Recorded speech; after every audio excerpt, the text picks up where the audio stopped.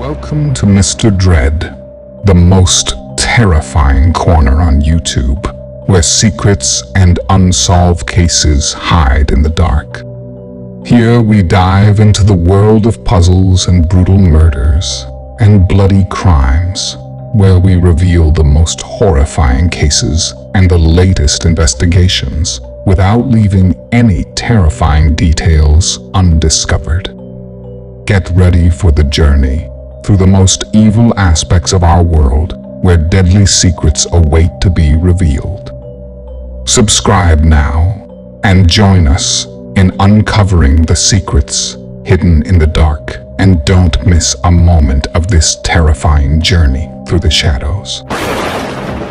Scary story. What if your honeymoon turned into a nightmare? What if the cabin you rented was haunted by the undead? What if you had to fight for your life against a horde of zombies? This is the story of Jake and Lisa, a couple who found love and horror in the woods. Jake and Lisa had met at a Halloween party 2 years ago. They had both dressed up as zombies and had instantly hit it off. They shared a love for horror movies, video games, and books. They also shared a dream of spending their honeymoon in a cozy cabin in the woods, away from the hustle and bustle of the city.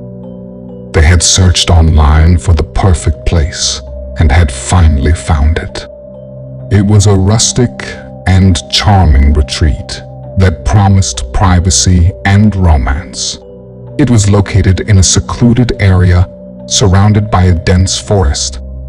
It had a fireplace, a hot tub, and a king-sized bed. It was everything they had ever wanted. They booked the cabin for a week and packed their bags with excitement. They drove to the cabin on a sunny Saturday morning, listening to their favorite songs and talking about their future plans. They were happy and in love and couldn't wait to start their new life together. As they approached the cabin, they noticed that the road was deserted and the forest was silent. They felt a cold shiver run down their spines, but they brushed it off as excitement. They arrived at the cabin, which looked even more dilapidated than in the pictures. The windows were shattered, the door was hanging from its hinges, and the furniture was covered in bloodstains. They tried to convince themselves that it was part of the charm and that they could fix it up. They unpacked their bags, lit a candle, and snuggled on the couch. They heard a loud thud outside, but they dismissed it as a falling branch. They didn't notice the pair of glowing red eyes that peered at them from the darkness. They decided to explore the cabin and the surroundings. They found a dusty bookshelf filled with old books and journals. They picked one of the journals and opened it. It was written by a man named Dr. Robert Evans, who claimed to be a scientist working on a secret project in the nearby laboratory. He wrote about his experiments with a virus that could reanimate dead cells and tissues. He wrote about his hopes of finding a cure for death and disease. He wrote about his failures and frustrations. He wrote about his fear of being discovered and shut down by the authorities. He wrote about his obsession and madness. Jake and Lisa were intrigued by the journal and decided to read more. They learned that Dr. Evans had tested the virus on animals, plants, and himself. He wrote that the virus had unpredictable and dangerous effects. It could revive the dead, but it also changed them. It made them aggressive, violent, and hungry for flesh. It made them zombies. He wrote that he had lost control of the situation and that the virus had spread to the forest and the cabin. He wrote that he had tried to contain the outbreak, but it was too late. He wrote that he had no choice but to kill himself and his colleagues before they turned into monsters. He wrote that he was sorry for what he had done, and that he hoped that no one would ever find his journal or his cabin. He wrote that he was afraid of what would happen if someone did. Jake and Lisa were shocked and terrified by what they had read. They realized that they had stumbled upon a dark and deadly secret, and that they were in grave danger. They decided to leave the cabin as soon as possible and call the police. They grabbed their phones, but they had no signal. They grabbed their car keys, but they couldn't find their car. They ran to the door, but it was locked. They tried to break it open, but it was too strong. They looked for another way out, but they found none. They were trapped. They heard a loud roar outside, followed by a series of growls and moans. They looked out the window and saw a horde of zombies surrounding the cabin.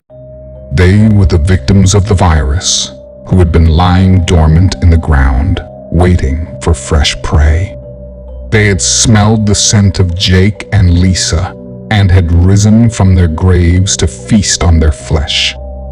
They smashed through the window and door and stormed into the cabin. Jake and Lisa grabbed a knife and a baseball bat and tried to fight them off, but they were hopelessly outnumbered and outmatched. They felt the zombies' teeth and claws ripping into their skin, their bones cracking, and their blood spilling. They screamed in pain and terror, but no one heard them. Their honeymoon turned into a hell, and their love story ended in a bloody carnage. Jake and Lisa were not the first ones to find the cabin, nor were they the last ones. The cabin had a history of attracting unsuspecting visitors who were lured by its online advertisement and its low price. The cabin had a history of turning them into zombies or killing them. The cabin had a history of horror.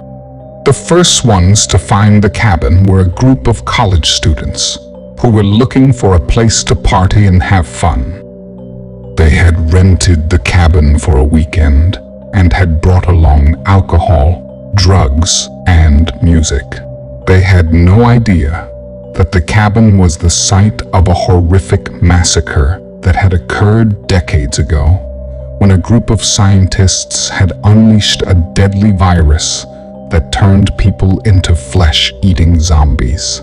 They had arrived at the cabin on a Friday night and had started their party. They had drunk, smoked, danced, and laughed. They had ignored the signs of danger, such as the broken windows, the bloodstains, and the journal. They had heard the noises outside, but they had dismissed them as animals. They had seen the shadows moving in the dark, but they had ignored them. They had felt the cold air and the eerie silence, but they had not cared. They had only cared about having fun. They had not noticed the zombies creeping up on them until it was too late. The zombies had broken into the cabin and had attacked them. The students had tried to escape, but they had found no way out. They had tried to fight, but they had been overpowered. They had tried to scream, but they had been silenced. They had been bitten, scratched, and torn apart. They had died, and then they had risen.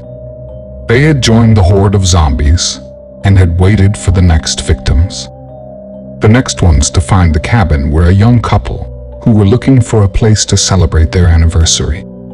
They had rented the cabin for a night and had brought along champagne, chocolates, and roses. They had no idea that the cabin was the site of a horrific massacre that had occurred decades ago, when a group of scientists had unleashed a deadly virus that turned people into flesh-eating zombies. They had arrived at the cabin on a Saturday evening and had started their celebration. They had toasted, kissed, cuddled, and made love. They had ignored the signs of danger, such as the broken windows, the bloodstains, and the journal. They had heard the noises outside, but they had dismissed them as wind. They had seen the shadows moving in the dark, but they had ignored them. They had felt the cold air and the eerie silence, but they had not cared. They had only cared about each other.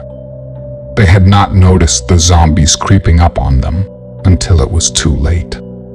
The zombies had broken into the cabin and had attacked them. Couple had tried to escape, but they had found no way out. They had tried to fight, but they had been overpowered. They had tried to scream, but they had been silenced. They had been bitten, scratched, and torn apart. They had died, and then they had risen. They had joined the horde of zombies and had waited for the next victims. The last ones to find the cabin were Jake and Lisa, who were looking for a place to spend their honeymoon. They had rented the cabin for a week and had brought along their love and their dreams. They had no idea that the cabin was the site of a horrific massacre that had occurred decades ago, when a group of scientists had unleashed a deadly virus that turned people into flesh-eating zombies. They had arrived at the cabin on a Saturday morning and had started their honeymoon. They had unpacked, lit a candle, and snuggled on the couch. They had ignored the signs of danger, such as the broken windows, the bloodstains, and the journal. They had heard the noises outside, but they had dismissed them as branches. They had seen the shadows moving in the dark, but they had ignored them.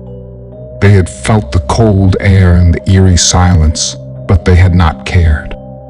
They had only cared about their happiness. They had not noticed the zombies creeping up on them until it was too late.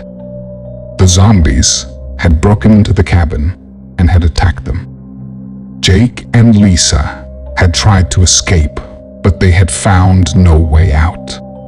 They had tried to fight, but they had been overpowered. They had tried to scream, but they had been silenced.